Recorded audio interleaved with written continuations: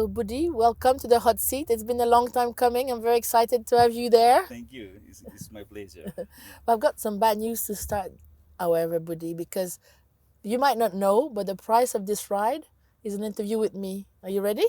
I'm ready. Okay. Good. So, question number one. So, everyone's talking about transformation, the transformation of the industry. Mhm. Okay. Now, if I looked into the Budi crystal ball and I looked 5 years down the line, what would I see? How is the industry transforming in the next 5 years? Yeah, I think Isabel, it's been a long time that everyone talking about the disruption for all the OTT. I think it's still happen, and I think there are two factors if we are talking about how the industry will be transformed. The first factor is the disruption on the disruptive technology that are coming in.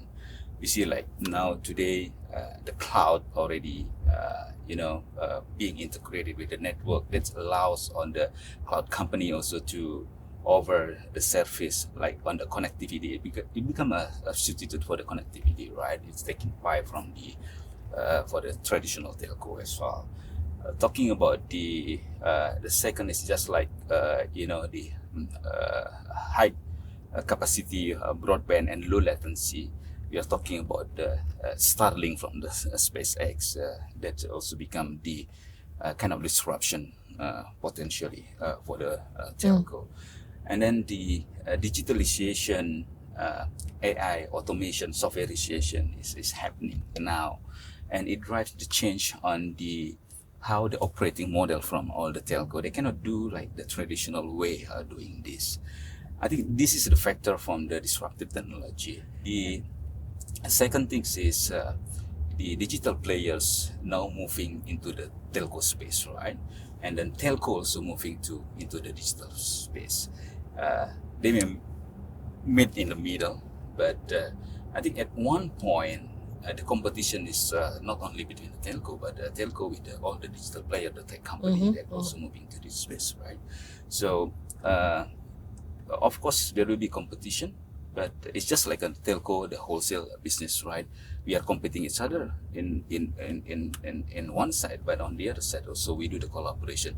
There is also potential collaboration later on with the OTT or tech company.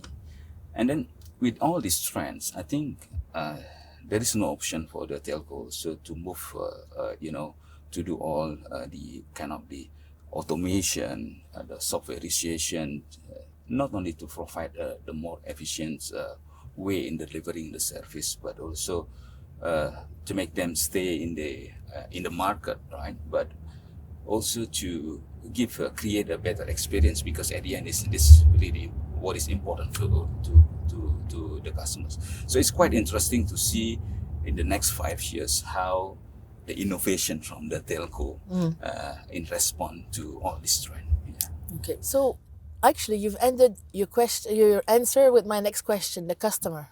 Okay. Yeah? Yeah. Everyone says the customer is as the center of their strategy. Yes. And all of us as people, the society is transforming constantly. We're transforming ourselves, and the customers are transforming. So, our customers transforming from your point of view. What do you see? I think it comes to one trend that everyone are looking for, to provide kind of the flexibility in terms of the scaling the business, and then they need of course a better experience on the network, talking about how to get the lowest latency in terms of the providing all this service. The trend is toward that direction, and I think this is what I see in general. So I think either on the personal enterprise or the hyperscalers, they tend to have the same requirement. This is something that needs to be responded by the telco, right? How then the automation, softwareization, and then network as a service will play the role to respond on this requirement, the changing requirement from the customers. Okay. So again, you're making my interview very easy because you keep bringing my next question at the end of the answer. Actually, you brought it. What are you doing at Telin, to support that transformation of the industry, of the customers? How are you transforming? Yeah, Thanks, Isabel. 1.5 years when I was appointed as a CEO of Telin, I have this is also my big concern. How to make sure that Telin will, get a sustainable growth in the next 5 years.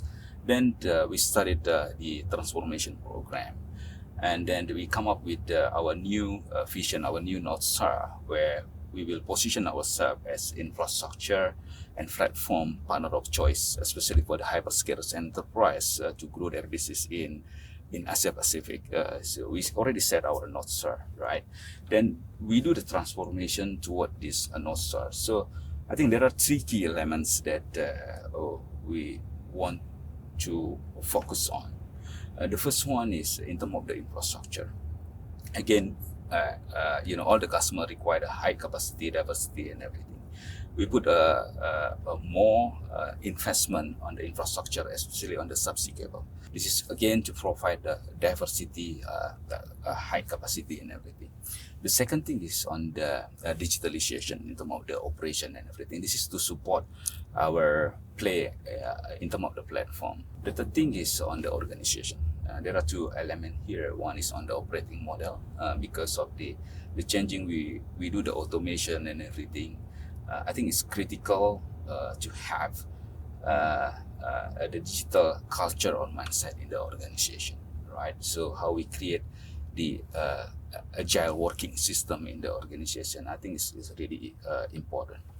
The second part of that is about the people, the talent, right? How we develop the talent to respond with all this changing. So we put quite seriously. I think you have the program as well, right? How to attract the talent and then how to develop that. Similar with us in our organization, we put a lot of investment in terms of the people. We do the mentorship program for the young talent. Fortunately for Telin, we have around 66% of our employee are millennials below 40. Wow, that's rare. Yeah. And I think around 27% actually below 30. So it's a big challenge. Our mission is how to prepare them to become the next leader in the telco industry. Thank you for this great interview. Thank you. Maybe next time we can do it in Bali? Sure. Just mark your calendar. We'll do a Batik September 2023. Okay, wait. Already. I'm reserving it in my agenda. Second week. Thank you. Thank you very much. Thank you, Isabel.